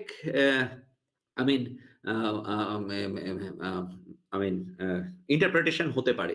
এটা আমি পরে আরেকটু এগোই, তারপরে অন্য অ্যালগরিদম পড়াতে গিয়ে আবার এই ইউজার মোবিলিটিতে ফেরত আসবো। তো লোকেশন ট্রান্সপারেন্সি আবার দুটো সাব ক্যাটাগরি হচ্ছে। নেম ট্রান্সপারেন্সি, কেন ওটাকে লোকেশন ট্রান্সপারেন্সির পার্ট? কারণ হচ্ছে রিসোর্সের নাম will no way reflect the location, physical location of the resource. So in that sense, it's location transparent. And user mobility is that a user, wherever the user could be, the access to different services and resources, they are the same. মানে এমন না যে আমি অন্য একটা কন্টিনেন্টে গেলে যদি কিছু সার্ভিস পাই যেটা আমার ওখানে গেলে পাবো না, তাহলে there is a trouble with user mobility. হ্যাঁ, এটা কোনো একটা কান্ট্রি চুজ করতে পারে যে কিছু কিছু সে ফিচার বন্ধ রাখবে, যেমন চায়না চুজ করে যে বেশ কিছু অ্যাপও চলতে দেয় না। আবার তেমনি হচ্ছে চায়না এই যে এআই সলিউশনটা নিয়ে এসছে, তাতে এতদিন যারা চায়নাকে আওয়াজ দিত সেই সমস্ত দেশগুলো খুব দ্রুত উঠে পড়ে লেগেছে ওটা তাড়াতাড়ি ব্যান করতে হবে, কারণ তাদের নাহলে কমার্স বিজনেস, অন্য তাদের কোম্পানি সেগুলো মানে স্টক ভ্যালু এগুলো নিয়ে তারা চিন্তিত। That's different issue, that's a political issue. Technically for us, location transparency means two different types of transparency, name and user mobility. আমি এই স্লাইডটা পড়ার পরে একটু পজ বাটনে যাব, জিজ্ঞেস করব কারো কোনো প্রশ্ন আছে কিনা। অনলাইন এভাবে ডিসকাস করার অনেক লিমিটেশন আছে, তো স্টিল সে অবধি একটু ধৈর্য ধরো, তারপরে আমি জিজ্ঞেস করলে আশা করি কিছু প্রশ্ন শুনতে পাবো। Replication transparency, I was talking about যে একটা নোড খারাপ হয়ে গেল, ফল্ট হলো, তাহলে ওই নোডের সার্ভিসগুলো পাওয়া যাবে না। আচ্ছা, এর একটা সলিউশন হতে পারে, ওই নোডে যে ফাইলটা রেখেছিলাম, ফাইলটার একটা কপি আর একটা জায়গায় রাখলেই হয়। এই সব জিনিসের এভাবে কপি রাখলে কাজ করবে কিনা এটা একটা ইস্যু। আমি একটা সিম্পল এক্সাম্পলে বলি, যে ধরো রেলওয়ে রিজার্ভেশন সিস্টেম, তাতে আমি একটা টিকিট বুক করতে গেলে ওই পার্টিকুলার ট্রেনে ওই রিজার্ভেশন ইনফরমেশনগুলো কোনো একটা নোডে আছে। বুক করতে গেলাম, বুক করতে গিয়ে দেখা গেল ওই নোটটাকে তখন অ্যাক্সেস করা যাচ্ছে না। হয় আমি নেটে টিকিট কাটতে গিয়ে দেখলাম হঠাৎ সব গোল গোল করে ঘুরে যাচ্ছে। ইস্যুটা হচ্ছে যদি একটা লিঙ্ক ফেইল করে বা ওই নোটটাই ক্র্যাশ করেছে, এরকম যদি হয়, কিছু একটা সমস্যা হয়, নোট ক্র্যাশ করার থেকে অনেক বেশি ফ্রিকোয়েন্ট হচ্ছে আমার থেকে নোট অব্দি পৌঁছানোর মধ্যে কোনো একটা লিঙ্ক ফেইল করেছে। আমার কাছে ব্যাপারটা একই, আমি রিচ করতে পারছি না, তাহলে টিকিটটা ইস্যু হতে পারছে না। কি সুবিধা হতো ওই ইনফরমেশনটা যদি এত বড় একটা ডিস্ট্রিবিউটেড এনভায়রনমেন্ট আরেকটা নোটে সেভ করা থাকতো, হতো না। হতো কি সুবিধা হতো আরেকটা নোটে যদি সেভ করা থাকতো, তাহলে আমি টিকিটটা সেখান থেকে দেখে পেয়ে যেতাম যে ওই বার্থটা অ্যাভেলেবেল আছে কিনা, তাহলে আমি কেটে ফেললাম, মানে আপডেট করে দিলাম যে টিকিটটা আমার নামে ইস্যু হয়ে গেছে, মানে সিস্টেম আপডেট করে দেবে। এটা কি হতে পারে? হ্যালো, এই যা কেউ আছে না সব পালিয়ে গেছে? হ্যালো, আছে স্যার। তো যে আমি যে প্রশ্নটা করলাম তার উত্তর কোথায় আছে? প্রশ্নটা কি করলাম বোঝা গেল, যে আমি টিকিট কাটতে যাচ্ছি, তো যে নোটটা আছে যেখানে ইনফরমেশনটা থাকে যে বার্থটা এই মুহূর্তে আছে, কিন্তু আমি মানে সে B2 কোচের 27 নম্বর বার্থটা আমি আমি টিকিট কেটে পেতে যাচ্ছি। তা B2 কোচের বার্থ অ্যাভেইলেবিলিটি ইনফরমেশনটা পাবো যে নোড থেকে, সেই নোডটা অ্যাক্সেস করতে পারছি না। একটা লিংক ফেইল করেছে। তা সিস্টেমে যদি আরেকটা নোড অন্তত থাকতো যাতে এই ইনফরমেশনটা কপিড হয়, তাহলে যখন এটা ফেল করে তখন আমি ওই নোড থেকে দেখে নিয়ে আমি টিকিটটা কাটলাম, দিয়ে সেখানে আপডেট করে দিলাম যে ওই টিকিটটা আমি কেটে ফেলেছি। তার ব্যাপারটা এরকম সলিউশন হলে হয় কি? এই একটা কপি থাকলো যদি এরকম হয় যে সেন্সিটিভ ইনফরমেশনটা, তাহলে একটা জায়গায় ওই একটা নোডে থাকলে সেটা কোনো কারণে ফেল করলে তো আবার টিকিটটা কাটতেই পারবো না, তাহলে আরেকটা নোডে ইনফরমেশনটা রাখলাম। এরকম হলে হয় কি? স্যার সেক্ষেত্রে তো রিডান্ডেন্ট হয়ে যাবে। রিডান্ডেন্ট কেন বলছো? দু জায়গায় রাখছি বলে? বাট ওটা যদি বার্থটা একবার অলরেডি বুক হয়ে যায়, তারপরে সেই নোডে তো ওটা বুক থাকবে না, আবার সেক্ষেত্রে তো প্রবলেম হবে। হ্যাঁ, মানে সমস্যাটা কি, খুব ভালো একটা কথা ইউজ করেছো। রিডান্ডেন্সিতে অ্যাকচুয়ালি কোনো সমস্যা নেই। ওই যে ডিবিএমএস করতে গিয়ে রিডান্ডেন্সি জুজুটা হয়েছে, তার কারণ হচ্ছে রিডান্ডেন্সি লিডস টু ইনকনসিস্টেন্সি। এক কথা 5 জায়গায় লেখা থাকলে that may lead to inconsistency. কিরকম? আপডেট করার সময় 5 জায়গায় 4 জায়গায় করা হলো, একটা জায়গায় মিস হয়ে গেল। তাহলে এবার 2 জায়গায় 2 রকম যেটা দেখাচ্ছে, অর্থাৎ কোথাও দেখাচ্ছে যে B2 কোচে 27 নম্বর বার্থটা আছে, কোথাও দেখাচ্ছে বিক্রি হয়ে গেছে। তো যে কথাটা বলছিলাম যে ওই টিকিট কাটার জন্য ইনফরমেশনটা, এক্সাক্ট সিনারিওটা ওটা রেপ্লিকেট করে আরেক জায়গায় রাখলে তাতে বিপদ বাড়বে। বিপদ বাড়বে মানে ধরো এক্স কোনো একটা সাইটকে ইউজ করলো, করে নিয়ে টিকিটটা নিজে কেটে ফেললো, আপডেট হয়ে গেল সেখান থেকে, আর ওইটা আবার ওয়াই অন্য সাইটটাকে অ্যাক্সেস করে টিকিটটা ইস্যু হয়ে গেল, তাহলে তো একই বার্থ আমি দুজনকে দু জায়গা থেকে ইস্যু করে দেবো। অতএব যে কোনো ডেটা রেপ্লিকেট করা যায় না মাল্টিপল নোডে, এটা লিমিটেশন। তার মানে ঘুরিয়ে বললে তুমি বলতে পারো যে স্যার তাহলে তো আপনি যে বললেন লুজলি কাপলড, তাহলে তো সেই ওই ডেটাটা কোথায় আছে তার উপরে? হ্যাঁ, মানে দেয়ার আর ডিজাইন ইস্যুস। আমি হার্ডওয়্যারের দিক থেকে ওটা লুজলি কাপলড থাকবে এবং সফটওয়্যার ডিপ্লয়মেন্টেও লুজলি কাপলড থাকবে। তার মানে এই কথা বলছি না যে, আমি কখনো বলিনি যে ফল্ট হলে সিস্টেমের অ্যাভেলেবিলিটি কমবে না।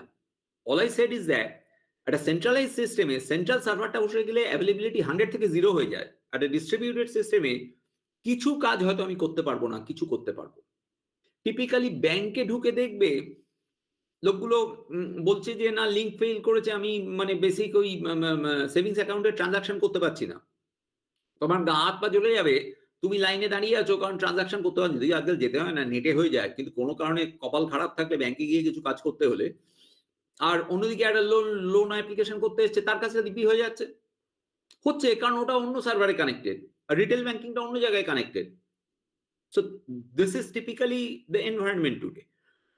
এবার তার মানে কিন্তু এটা বলিনি আমি যে কোনো ডেটাই ডুপ্লিকেট করা যাবে না। ওই রেলওয়ে রিজার্ভেশন সিস্টেমেই আসছি।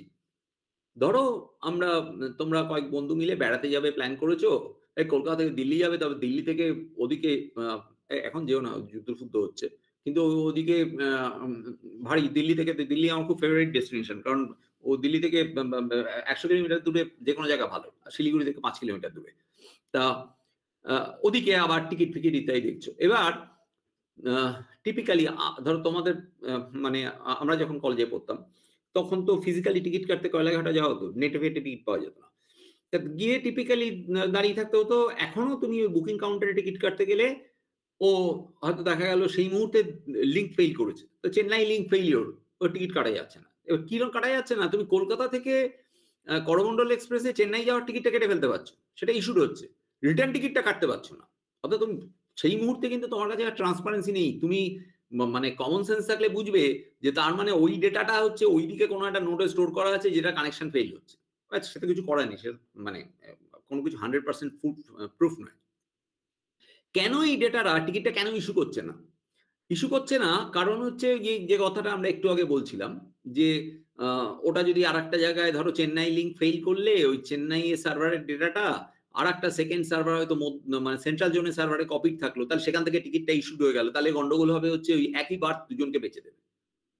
অন দ্য আদার হ্যান্ড এই রেলওয়ের সিস্টেমেই ভাবো, তখন কিন্তু তোমরা ডিসিশন নিতে পারো যে ঠিক আছে দিল্লি থেকে রিটার্ন টিকিটটা কাটতে পারছি না, বা চেন্নাই থেকে রিটার্ন টিকিট কাটতে পারছি না, ওখান থেকে সে আমি দিল্লিতে ফেরত আসছি, তাহলে দিল্লি থেকে আমি নর্থে কোথায় কোথায় যাবো ভাবছিলাম, যে ওখান থেকে কালকার দিকে যাব, তাহলে কি কি অপশন আছে, এখন তো শতাব্দী বন্দে ভারত আজকে আছে কিনা, তাহলে সেটা টাইম কখন, ভাড়া কখন, আমি সমস্ত গবেষণাগুলো করে ফেলতে পারছি। What I am getting, time table information আছে, থাকবে না কেন? সেটা তো মোরললেস একটা সেমি স্ট্যাটিক ইনফরমেশন, 6 মাসে একবার বদলায় অথবা বদলায় না, কোনো ট্রেন সময় মেনে চলে কিনা পরের কথা, কিন্তু ওটা রেল কোম্পানি বই করে ছাপিয়ে দেয়। কাজেই সেটা প্রতিটা জোনে প্রতিটা নোডেই থাকলে ওই ডেটাটা লোকাল পেয়ে যাবে তুমি, তার জন্য কোনো অ্যাক্সেস করতে হবে না। অর্থাৎ ওই যে আমি বুকিং অফিসে গেছি, সেখানে একটা লোকাল সার্ভার থাকলে টাইম টেবিলটা ডিপ্লয়মেন্ট এমন হওয়া উচিত যে ওই টাইম টেবিলটার জন্য ওই অফিস প্রেমিসেসে বাইরে যেতে হবে না, লিঙ্ক ফেজিয়ে কোনো গল্পই নেই, রাইট? অর্থাৎ রিডান্ডেন্সি মানেই বিপদ তা নয়, কোন ডেটাটাকে আমি কপি করলে that could lead to inconsistency. কোন ডেটা, থাম্ব রুল হচ্ছে যে ডেটাটা ফ্রিকোয়েন্টলি আপডেটেড হবে, প্রতিটা টিকিট ইস্যুড হবে, সেই সাথে সাথে বুকিং স্ট্যাটাস আপডেটেড হবে। এটা আমি 10টা জায়গা থেকে করতে পারি না, তাহলে এটা সমস্যা তৈরি করবে। কিন্তু একটা নতুন ট্রেন ইন্ট্রোডিউসড হলে ট্রেন পেয়ার তখন টাইম টেবিলে আপডেট হবে, আরে তখন আমি সার্ভিস বন্ধ রাখবো। ইন্ডিয়ান রেলওয়ে রিজার্ভেশন সিস্টেম তো এমনিই প্রতিদিন বোধহয় রাত্রি 10টার পরে বন্ধ হয়ে যায়, সকাল 8টায় চালু হয় না 6টায় চালু হয়। আর তুমি যে কোনো, তুমি একটা XYZ ব্যাংকের সাইটে গিয়েও কাজ করতে গিয়ে দেখো, কখনো অ্যাডভান্স নোটিশ দেয় যে আমার না ক্রেডিট কার্ডের ওই দিন অমুক সময় থেকে অমুক সময় বন্ধ থাকবে। কেন?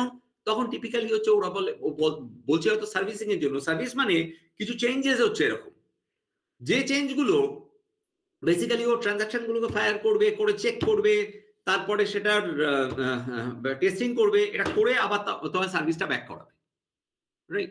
তো ওই 6 মাসে একবার টাইম টেবিল চেঞ্জ করলে সেই সময় টিকিট কাটতে তোমার অসুবিধা হবে, কারণ অতগুলো নোটে টাইম টেবিল কপি করছে, ও তো সেদিন রাত্রিরে ট্রিগার করে দেবে, ওটা কয়েক মিনিটের মধ্যে আপডেটেড হয়ে যাবে সব জায়গায়। So some of the informations can be replicated.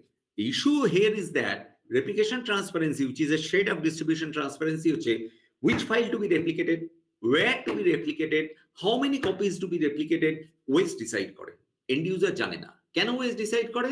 To keep the show running in an efficient way, right?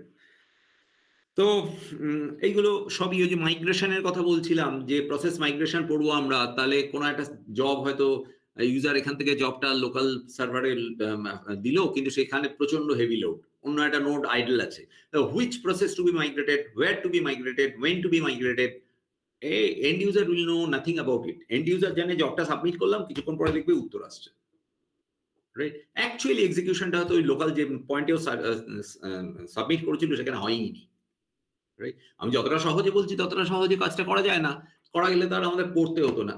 Process migration যখন আমি ডিসকাস করব তখন আমরা দেখবো what are the issues, right? কিন্তু distribution transparency is a umbrella term which is a collection of all this. Clear? বুঝে গেছে?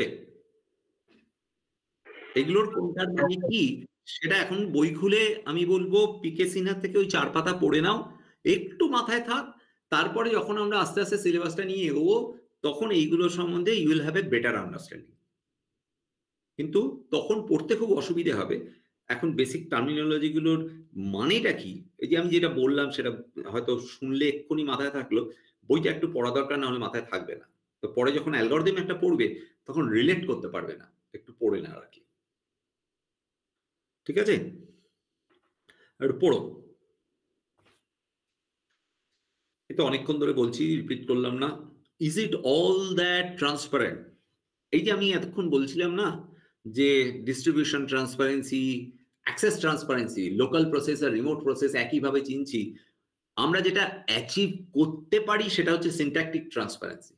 সেম্যান্টিক্যালি ব্যাপারটা হাইড করাটা অনেক কঠিন। এই যে আমি বললাম যে পোল্যান্ডে এসে পৌঁছলাম বা সামনের সপ্তাহে ইটালিতে যাব, পোল্যান্ড ইটালি কাছাকাছি, but again there will be glitch. কেন? আমাকে কানেক্ট করছে হচ্ছে লোকাল একটা সার্ভারে, সেই সার্ভারে ইমিডিয়েটলি আমার ডেটাটা নেই, ডেটাটা ওখানে ফেচ করছে। এগেইন দ্য ইস্যু যে আমি একজন ইউজার, আমার ডেটা ফেচ করছে মানে কি, আমার ফেসবুকে যত পোস্ট আছে বা আমি যা অ্যাক্সেস করি এর সমস্ত কি তখন তুলে আনবে ওখানে, আমি যে ট্রাভেল করতে শুরু করলাম। সো এটা ফেসবুক কিভাবে ইমপ্লিমেন্ট করে আমি জানি না, কিন্তু দিস আর দ্য ইস্যুজ। আমাকে একটা সিস্টেম বানাতে গেলে কনসিয়াসলি ডিজাইন করতে হয় যে তাহলে যখন আমি ওরম একটা সার্ভিস বানাচ্ছি যেটার কিনা ইউজার ট্রাভেল করতে পারে, তাহলে নর্মালি তার যা লোকেশন সেই অনুযায়ী একটা ডিফল্ট লোকেশনে আমি সার্ভার থেকে তাকে আমি সার্ভিস গুলো দেবো। সে যখন ট্রাভেল করছে তখন যখন আমি তার ইনফরমেশন তুলে আনছি, কতটা ইনফরমেশন তুলবো, ওয়েদার বাকি যে ইনফরমেশন গুলো আমি ইমিডিয়েটলি তুললাম না, এটা একটা পাইপলাইনে দিয়ে রাখবো যে সেগুলো কপিড হতে থাকবে, eventually say within a finite time তার পুরো সার্ভারটারই রেপ্লিকা হয়ে যাবে সে এখন যেখানে ট্রাভেল করছে সেখানকার লোকাল সার্ভারে, নাকি একটা পোর্শন অফ দি কপি করবো। এটা ডিপেন্ড করছে যে তুমি ফেসবুকের ডিজাইন টিমে থাকলে তুমি সিস্টেমটাকে কিভাবে ডিজাইন করতে। কিন্তু এন্ড ইউজার সিনট্যাকটিক্যালি কিছু বোঝে না, সেমেন্টিক্যালি বোঝে এই ডিলেটা for example, right? So the performance often tells যে তুমি কোনো একটা তোমার একটা সহজ কথা, আমি একটা কোনো কাজ করছি যার জন্য আমার ইন্টার প্রসেস কমিউনিকেশন দরকার। অ্যাজ বি ডিসকাস, ডিস্ট্রিবিউটেড এনভায়রনমেন্টে দুটো প্রসেস দুটো আলাদা নোডে থাকলে আর মেসেজ পাসিং করতেই হবে। মেসেজটা পাঠাতে গিয়ে 3 বার মেসেজটা ড্রপ হলো, তাহলে it takes time, IO takes time. তার মধ্যে যদি আবার এরকম মেসেজটা ড্রপ হয় তাহলে আমি হয়তো আমার মানে OS is doing the diagnosis এবং সেই অনুযায়ী সে নিজে পাঠাচ্ছে। আমি অ্যাজ এ এন্ড ইউজার আমি কিছু করছি না, আমাকে আরো 4 বার বাটন প্রেস করতে হয়নি, কিন্তু আমি বুঝতে পারছি খুব ডিলে হচ্ছে, right? So semantic transparency is much more complicated. Response time, restricted access to services, this makes it. এটা কি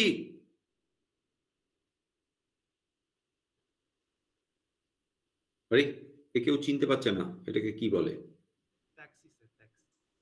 ট্যাক্সি। But a unique জিনিস and a very powerful step for sharing. সকালবেলা উঠে রাস্তায় ট্রাফিক প্রচন্ড, কেন? সবাই যে যার গাড়ি করে অফিস যাচ্ছে। আবার সন্ধ্যাবেলা ট্রাফিক প্রচন্ড বেশি, কেন? মূল ট্রাফিকের কারণ হচ্ছে যে 2 হুইলার্স অ্যান্ড 4 হুইলার্স যেগুলো ইন্ডিভিজুয়াল ওনার চড়ছে। দুপুরবেলা ওই সেম রাস্তাটা এবার লোকে শহর ডিজাইন করতে গেলে তাহলে যদি এই পিক আওয়ারের লোড হিসেব করে ডিজাইন করতে হয় তাহলে পুরো শহরে প্রচুর রিডান্ডেন্সি থাকতে হয়। তো সবকিছুর একটা কস্ট আছে, সেটা তো শহরের ট্যাক্স পেয়াররাই তার টাকাটা দেবে, কোনো কিছু ফ্রিতে হয় না। তো এসেনশিয়ালি সেখানে হচ্ছে যত বেশি taxi is a unique solution somewhat in between a cab, I mean a car owned by an individual and a public transport like a bus. কেন না আমায় 3টে জায়গা টাচ করে যেতে হবে, আমি মানে I have the plan like that, so I book a taxi এবং সেটাকে ওই পয়েন্ট টু পয়েন্টে নিয়ে যাচ্ছে। আমি যে রুটে যেতে চাইছি, আমি বাসে করে গেলে বাসটা যে রুটে যায়, I might be choosing a different route, that will take time. কিন্তু এই সমস্ত কিছুর পরে মানে ওটা আমার ওন কারের মতোই তখন বিহেভ করছে। মানে কলকাতায় সেরকম ট্যাক্সি অবশ্য পাওয়া যায় না, তা কিন্তু the moment I release the car that can be used by taxi, that can be used by somebody else, so that's sharing. তার মানে এটা অনেকটা একটা জব প্রসেসরটাকে যখন পেয়েছে তখন সে নিজে স্টেপগুলো এক্সিকিউট করছে। the moment the job goes for the IO and the processor can be used by somebody else. তা আমি একটা বিল্ডিং এ ঢুকে গেলাম, ট্যাক্সিটা ছেড়ে দিলাম, তাহলে ট্যাক্সিটা যখন ছেড়ে দিলাম আর একটা লোক তার লাগলো, সে ট্যাক্সি নিয়ে বেরিয়ে গেল, আমি আবার বিল্ডিং থেকে বেরিয়ে গেলাম, আমি আর একটা ট্যাক্সি নিয়ে বেরিয়ে গেলাম। আবার বলছি কলকাতায় এটা ঘটবে না হয়তো, ট্যাক্সিটা আপাতত ওলা উবেরের আগে আরোই হতো না। ওলা উবেরও দিনে 5 বার 4টে রিফিউজ করে, কোথায় আছো তার উপর ডিপেন্ড করে। But essentially sharing enhances utilisation. একটা প্রাইভেট কার তার যা ইউটিলাইজেশন হয়, একটা ট্যাক্সির তার থেকে অনেক বেটার ইউটিলাইজেশন হয়, একটা বাসের তার থেকে অনেক বেটার ইউটিলাইজেশন হয়, and so on. So if we look at the story of operating systems evolution, it's all the story, primary motivation was sharing. Monitors তখন অপারেটিং সিস্টেম কথাটা আসেনি। এই যে আমি বলছিলাম 1960s IBM এর বড় কর্তা বলেছিলেন যে পৃথিবীতে তো বেশ কটা কম্পিউটার আছে আর বিজনেসের সেরকম স্কোপ নেই। তো তখন হচ্ছে প্রতিটা কম্পিউটার একটা ইলেকট্রনিক যন্ত্র, তাতে বেশ কিছু সার্কিট আছে, আমায় তাতে কিছু ইনপুট দিতে হয়, যেটা what made it different from other electronic gadgets, যে ইটস প্রোগ্রামেবল, অর্থাৎ আমি একটা সিকোয়েন্স এর মধ্যে রাখতে পারি এবং সেই সিকোয়েন্স অনুযায়ী আউটপুটটা একটা জায়গায় নিয়ে যেতে পারি। কিন্তু তার প্রত্যেকটা মেশিনের জন্য আলাদা করে একটা সিস্টেম সফটওয়্যার বানাতে হতো, ওএস বানাতে হতো, সেগুলোকে মনিটর বলতো। এরপরে আমাদের যেমন বলছি IBM 1130, ততদিনে অনেক ইমপ্রুভমেন্ট হয়ে গেছে, যে IBM 1130 ওই নামটা দিচ্ছে, তার মানে একটা পার্টিকুলার আর্কিটেকচার এসে গেছে, এবং সেই আর্কিটেকচারটা সাপোর্ট করতো batch monitoring. What is that? ওই যে বললাম যে ইনপুট জব সাবমিট করতে হতো, কার্ড পাঞ্চার বলে একটা মেশিন ছিল, তার মধ্যে যে যে জায়গাগুলো দিয়ে আমার লাইট পাস করতে হবে, লাইট পাস করলে 1, পাস না করলে 0, 0-1 এর বিট। তো ওই কার্ড পাঞ্চিং মেশিনে আগে প্রোগ্রামটা লিখতে হতো। প্রোগ্রাম কিরকম লিখতে হতো? এক একটা ইনস্ট্রাকশন একটা করে কার্ড, একটা ইনস্ট্রাকশন মানে machine level instruction, string of 0 and 1। তাহলে ওই কার্ডে 0 and 1 ওই পাঞ্চ করা হলো, সেই অনুযায়ী কোনটা 1 কোনটা 0 এরকম হলো। এইভাবে তুমি পরপর ইনস্ট্রাকশন গুলোকে সেভ করলে, একটা ডেক অফ কার্ডস হলো। এটা হচ্ছে একটা প্রোগ্রাম। এবার IBM 1130 তখনকার দিনে উইনার ছিল, কেন? ব্যাচ মনিটরিং অ্যালাউ করতো। তার মানে কি? তার মানে হচ্ছে সারা রাত্রির অপারেটরকে বসে থাকতে হতো না। রাত্রিবেলা শিফট শেষ হতো তখন ইউনিভার্সিটিতে, রাত্রির শিফট শেষ হতো রাত্রি 10টায় শিফট শেষ হওয়ার সময় এই যে মানে মূলত হচ্ছে ইউনিভার্সিটি একজন স্টাফ থাকতো, এক একজন বেয়ার স্টাফ থাকতো, যারা হচ্ছে বন্ধ টন্ধ করে দেবে ইত্যাদি। আর ওই যে স্লট গুলো তো বিক্রি করা হতো, বাইরের লোক আসতো, তারা ইউজ করতো। তো এবার তারা হচ্ছে দেওয়ার অ্যালাউড যে এতগুলো জবকে পরপর হচ্ছে একটা সেপারেটার থাকতো, জবগুলো হচ্ছে মানে এক্সিকিউশনের জন্য দিয়ে যাওয়া হতো। প্রোগ্রাম যদি ঠিক থাকতো তাহলে পরের দিন এসে দেখা যেত হচ্ছে ওই সবগুলো জব প্রসেসড হয়ে গেছে, তার রেজাল্ট গুলো রেডি। কোনো একটা প্রোগ্রামের মাঝখানে কোনো একটা ইনস্ট্রাকশনে ভুল হলে, কোনো একটা কার্ড পাঞ্চিং এ ভুল হলে, তাহলে ওই ব্যাচটা আটকে যেত। বাট স্টিল ব্যাচ মনিটরিং হচ্ছে প্রথম প্রাইমারি মনিটরের পরে। এরপরে আস্তে আস্তে আমরা অপারেটিং সিস্টেম কথাটা with the invent of micro computer it got popular. Multi programming operating system, যে ওএস এর ডিজাইনটা তোমরা পড়েছো সেটা হচ্ছে multi programming operating system which supported, যে মেমোরিতে আমি মাল্টিপল জব একসাথে লোড করতে পারি, and the OS will make sure that when a job goes for IO, another job switches in. তো সেই অনুযায়ী আমরা স্কেডিউলার ইত্যাদি পড়েছি and so on. মেমোরি, বড় প্রোগ্রাম কি করে লোড করব, ভার্চুয়াল মেমোরি প্রোগ্রাম একটা আছে, মেমোরি অ্যালোকেশন হয়েছে, ডিফারেন্ট জবের ফ্র্যাগমেন্টেশন হয়ে গেছে, কিন্তু সব মিলিয়ে হয়তো জায়গা আছে, তাহলে হচ্ছে কন্টিগুয়াস অ্যালোকেশন না হয় নন কন্টিগুয়াস অ্যালোকেশন হতে পারে।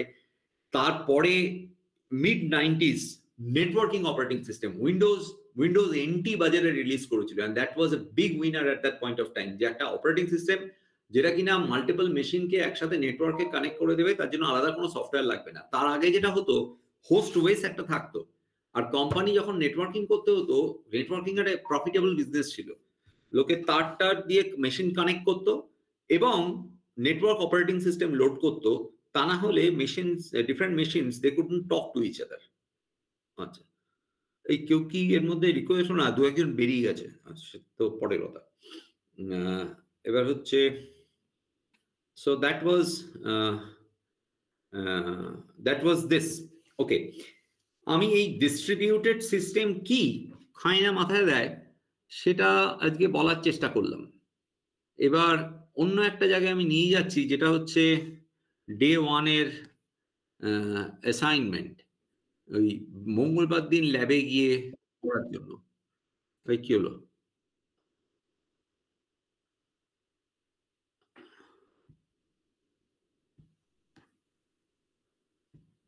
এই তোমরা কি বেরিয়ে পড়েছিলে নাকি, না এতক্ষণে ঢুকলে? ঐশানী, স্যার আমার ক্লাসটা লিভ হয়ে গেছিল, তারপর রিজয়েন করতে দিয়েছি, তখন পারমিশন চাইছিল আবার। ক্যালেন্ডারে সেভ করবে, তা না হলে এটা সবসময় সমস্যা হয়ে থাকবে। ক্যালেন্ডারে সেভ করলে ওই প্রতিবার পারমিশন লাগে না। এই দেখো, আচ্ছা আমি ফেরত আসি ওই অ্যাসাইনমেন্টটায়।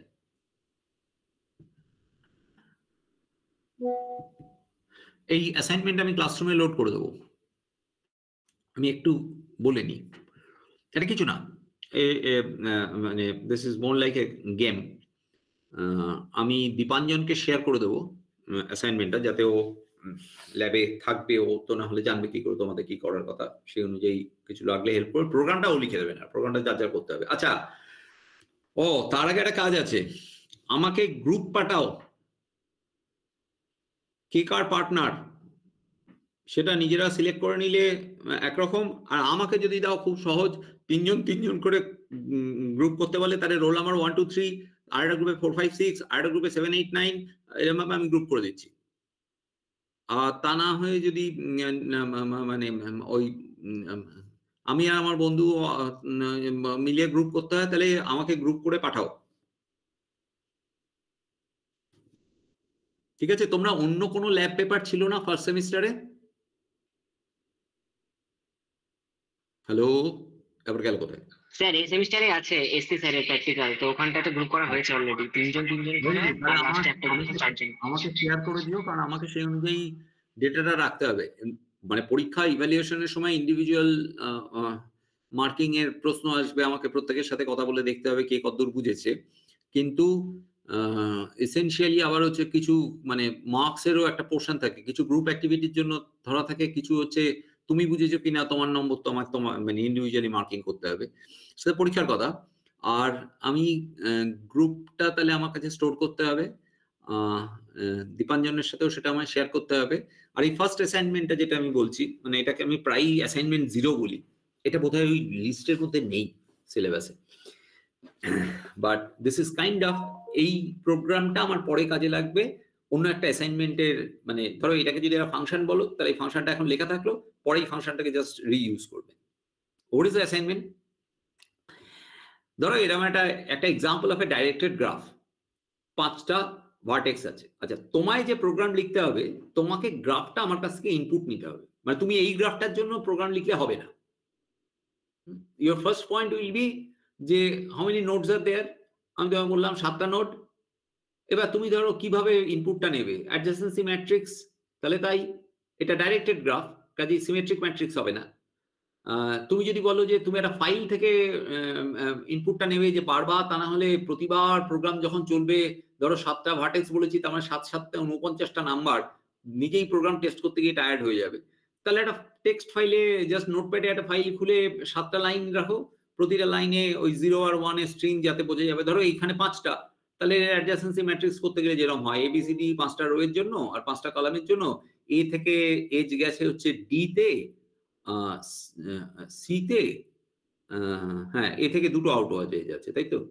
আর না, ইতে 3টে গেছে, এ থেকে তার মানে হচ্ছে 3টে 1 আর বাকি 2টো 0। তেমনি বি থেকে হচ্ছে এজ গেছে ডি তে, আর কোথাও যায়নি। তো সেই অনুযায়ী হচ্ছে তুমি তাহলে অ্যাডজেসেন্সি ম্যাট্রিক্স ধরো বা এজ লিস্ট যা ইচ্ছে, কিন্তু ফার্স্ট থিং হচ্ছে ইনপুট নিতে হবে। Input in this case is this matrix. আমার এক্সাম্পলে 5টা ভার্টেক্স আছে, আর তাদের মধ্যে কিছু কিছু এজ আছে। It's a directed graph. A থেকে বিতে, ইতে এজ আছে, মানে যে এখানে ই থেকে এতেও আছে, কিন্তু ফর এক্সাম্পল এ থেকে সিতে আছে, কিন্তু সি থেকে এতে নেই।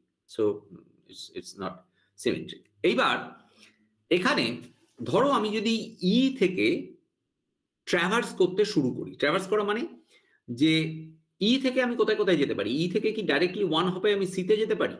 পারি না। ই থেকে সিতে কোনো এজ নেই। যদি ই থেকে আমি এতে যেতে পারি, বিতে যেতে পারি। তার মানে আমি যদি ফার্স্ট ভার্টেক্স ই কে ধরি, তাহলে একটা ওই যে ক্লোজার বলে না, সেট পড়ার সময় যে কোথা থেকে কোথায় যেতে পারো, সেরকম আর কি ভাবো। ই থেকে শুরু করলাম, তাহলে ই থেকে আমি যেতে পারি এ আর বিতে ডাইরেক্টলি। তার মানে পরের স্টেপে আমি বলতে পারি ই, এ আর বি আমার ট্র্যাভার্সড সেটের মধ্যে, মানে ই থেকে শুরু করলে আমি ই এ বিতে পৌঁছে যাব, ভালো কথা। এবার আর কোথাও যেতে পারবো কি? হ্যাঁ, ই থেকে এতে পৌঁছচ্ছি, তাহলে এতে পৌঁছলে সেখান থেকে আমি ডি, সি এগুলো পৌঁছে যেতে পারবো। ফাইন, ডি সি তে পৌঁছে যেতে পারবো। এটা যদি এমন হতো যে আমি বি থেকে শুরু করতাম, তাহলে আমি বলতে পারতাম হ্যাঁ ই থেকে এ বি, তারপরে বি থেকে শুরু করলে ডি, না এখনো সি তে পৌঁছতে পারিনি, রাইট? এ থেকে দেখেছিলাম বলে ডাইরেক্টলি ওই দূরে পৌঁছেছি। আমার উদ্দেশ্য হচ্ছে যে কোনো একটা আরবিট্রারি ভার্টেক্স থেকে শুরু করে বাকি সব ভার্টেক্সে রিচ করা যায় কিনা এটাই চেক করতে চাইবো। এটা কিন্তু ডিপেন্ড করছে হচ্ছে কোন ভার্টেক্স থেকে শুরু করছি আর কি গ্রাফ নিয়েছি তার উপর। ফর এক্সাম্পল এই গ্রাফেই আমি যদি সি থেকে শুরু করি, তাহলে সি থেকে শুরু করলে আমি দেখছি সি এর আউট ডিগ্রি হচ্ছে 2, সি থেকে আমি ডি তে পৌঁছতে পারবো, বি তে পৌঁছতে পারবো, ভেরি গুড। বি থেকে কোথায় কোথায় যেতে পারবো? বি থেকে ডি তে যেতে পারবো, নতুন করে আর কোথাও যেতে পারলাম। ধরো আমি শুরু করেছিলাম সি থেকে, তাহলে সি থেকে শুরু করলে আমি দেখছি সি বি ডি, ভালো কথা। বি থেকে শুরু করলে আমি নতুন কাউকে আর পেলাম না, বি থেকে ই বা এতে যাওয়ার কোনো উপায় নেই। আচ্ছা, ডি থেকে যদি শুরু করি, ডি থেকে শুরু করলেও দেখলাম এ বি তে, এ বা ইতে যাওয়া যাচ্ছে না। অর্থাৎ আমি যদি সি থেকে ট্রাভার্সালটা শুরু করি তাহলে আমি 5টা ভার্টেক্সে পৌঁছতেই পারবো না, আমি সি বি ডি এর মধ্যে কনফাইন থাকবো। বোঝা গেল কি বললাম? হ্যাঁ স্যার। ই থেকে শুরু করলে সবকটায় পৌঁছতে পারবো। এবার আমার প্রোগ্রাম যেটা লিখতে বলছি, ওই ডিস্ট্রিবিউটেড সিস্টেম ভুলে যাও, পাতি একটা গ্রাফের ওপর প্রোগ্রাম, যে তুমি ইনপুট একটা গ্রাফকে নেবে, যা ইচ্ছে গ্রাফ, আমি সেই ইনপুটটা নিয়ে এবার নেক্সট কোশ্চেন ইউজারকে জিজ্ঞেস করবে হুইচ ভার্টেক্স। তা এবার আমি ইনপুট বললাম ধরো এখানে বি, তা তুমি চেষ্টা করে দেখলে বি থেকে বাকি সবকটায় পৌঁছানো যায় কিনা। যদি সবকটায় পৌঁছানো যায় তাহলে অ্যান্সার হচ্ছে সাকসেসফুল, আর যদি সবকটায় একটাও এমন থাকে যেটা পৌঁছতে গেল না ওখান থেকে শুরু করে, তাহলে আনসাকসেসফুল। মানে ওই ভার্টেক্সটা আমার, এটাকে বলে ইনিশিয়েটার, ওই ভার্টেক্সটা ইনিশিয়েটার হওয়ার যোগ্য না। ইনিশিয়েটার সেই ভার্টেক্সই হতে পারে যেখান থেকে সবাই দিতে পৌঁছতে পারবো। তাহলে আমি যদি বি থেকে শুরু করতাম, তাহলে বি থেকে শুরু করলে বি, বি এর পরে ডি, ডি এর থেকে আবার বি, ব্যাস ফুল স্টপ। বি আর ডি, ইভেন সি তেও পৌঁছতে পারবো না। সি থেকে শুরু করলে বিসিডি, ডি থেকে শুরু করলে ওই ডি আর বি, এ বা ই থেকে শুরু করলে বাকিগুলোয় পৌঁছতে পারবো।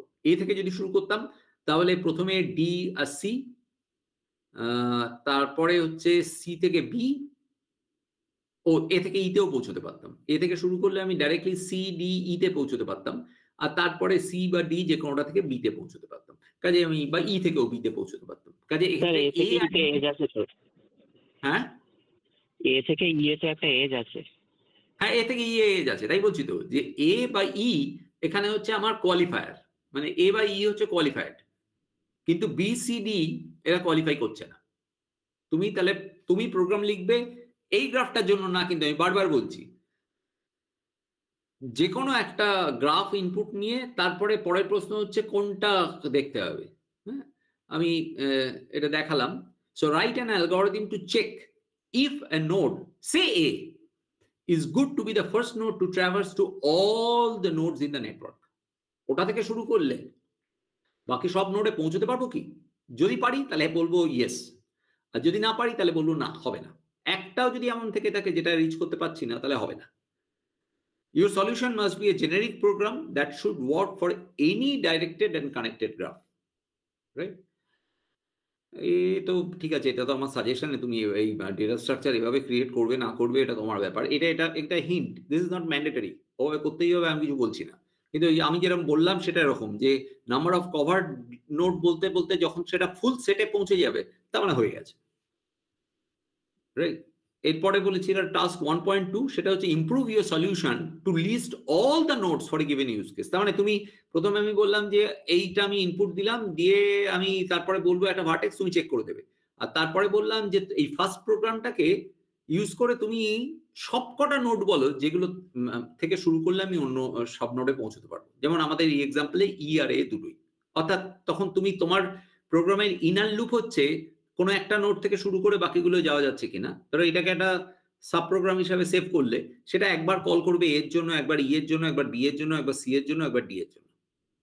আউটপুট কি এলো সেই অনুযায়ী যেগুলো হচ্ছে যেটা থেকে শুরু করলে বাকি সবকটায় পৌঁছতে পারছি সেটা হচ্ছে আমার সলিউশনে।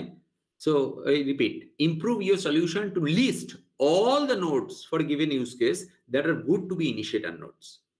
For CL algorithm এটা পরে হবে, এটা আমি একটু বদলে দেবো, CL algorithm লেখাটা থাকবে না, right?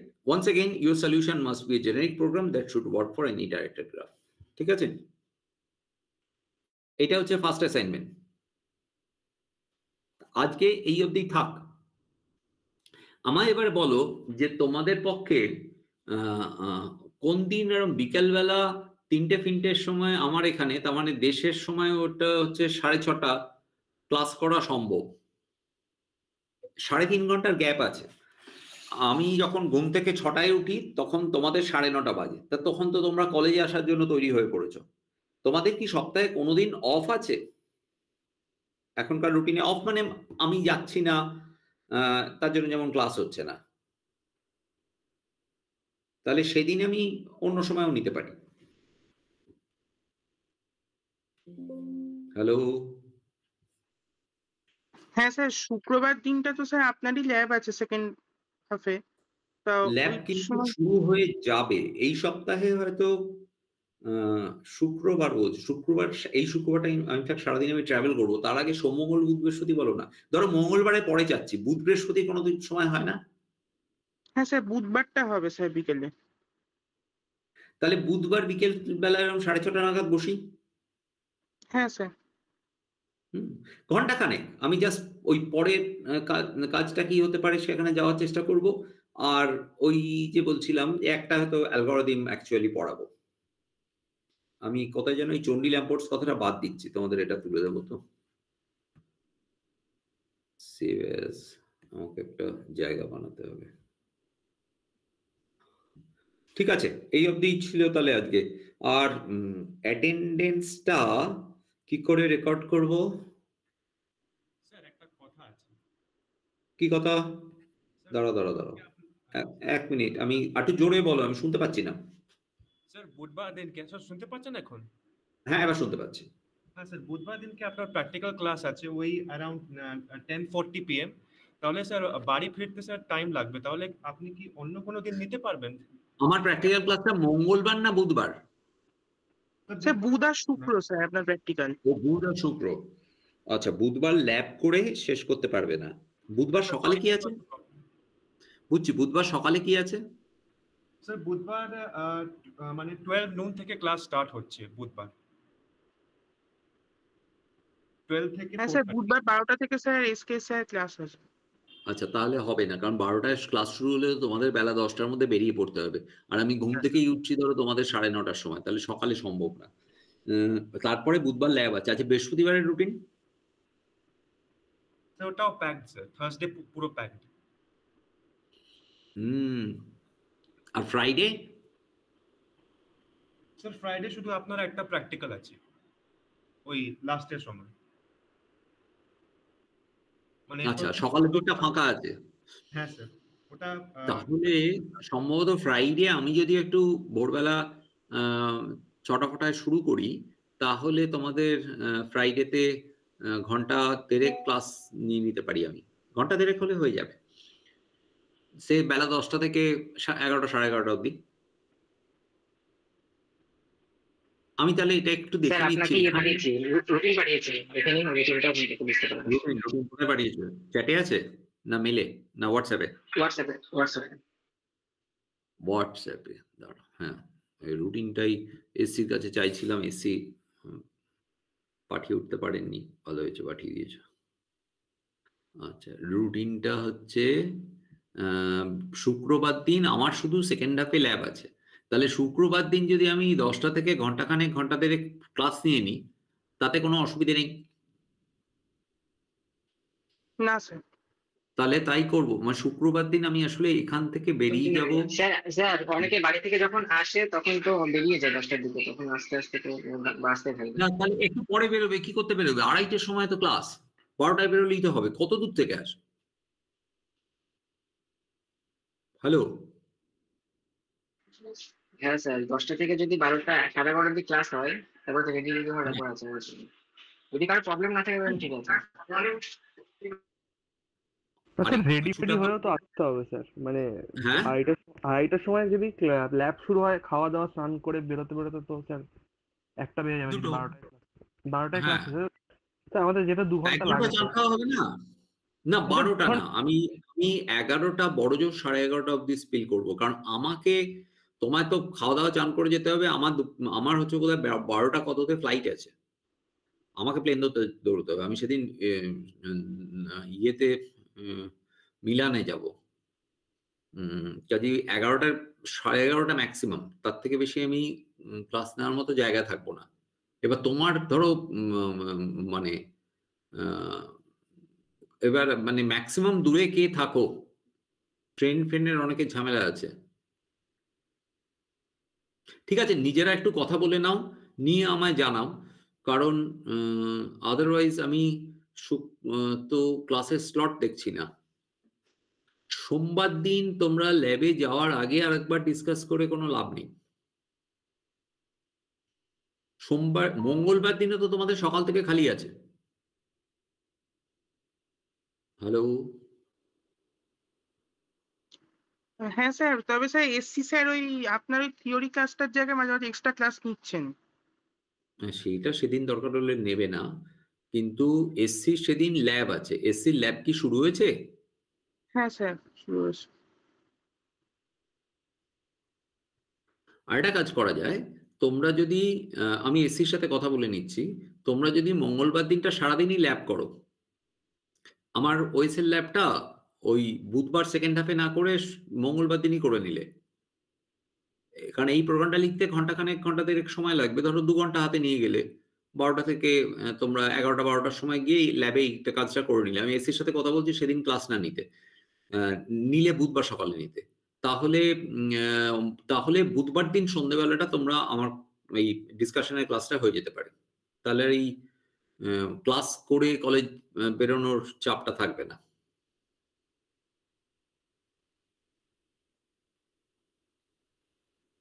কি বলছি বোঝা গেল? হ্যাঁ স্যার, হ্যাঁ। ওই এওএসএল ল্যাবটা হয় সোমবার বিকেল না হলে মঙ্গলবার সকাল কোনো সময় করে নাও, আর এই ডিসকাশনটা বুধবার দিন করি।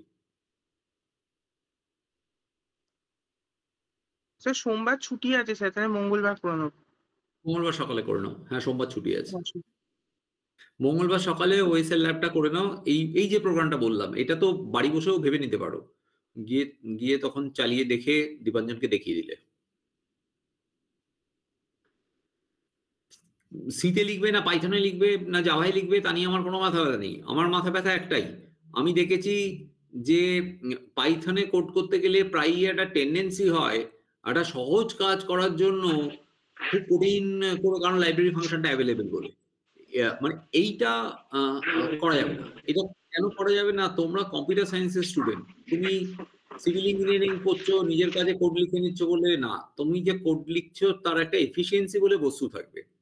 আমি যদি মানে একটা সাইকেল আছে কিনা গ্রাফে ডিটেক্ট করতে গেলে ডিএফএস রুটিনটাকে বাজেভাবে কল করি, মানে স্ট্যাকে ফেলে, তাহলে মানে সেটা একটা কম্পিউটার সায়েন্সের স্টুডেন্টের কাছে মানে এই যত দিন যাচ্ছে এই জায়গাগুলো আরো চ্যালেঞ্জিং হচ্ছে, কারণ টিপিক্যালি সফটওয়্যার ইন্ডাস্ট্রিতে প্রোগ্রামারের ডিমান্ড ডাউন দ্য ইয়ার্স আরো কমতে যাচ্ছে। তো কোডটা ঠিক মতো লিখতে হবে। পাইথনে লেখো, আমার কোনো অসুবিধে নেই, কিন্তু কোডের এফিসিয়েন্সি ব্যাপারটা ভাবতে হবে। রান করছে তাহলেই হয়ে গেল, সেটা ঠিক না। ঠিক আছে, তাহলে ওই কথা রইল। বুধবার দিন সন্ধ্যেবেলা এই 6:30টার সময় আমরা কথা হচ্ছে আবার। আমি এসসির সাথে কথা বলছি যাতে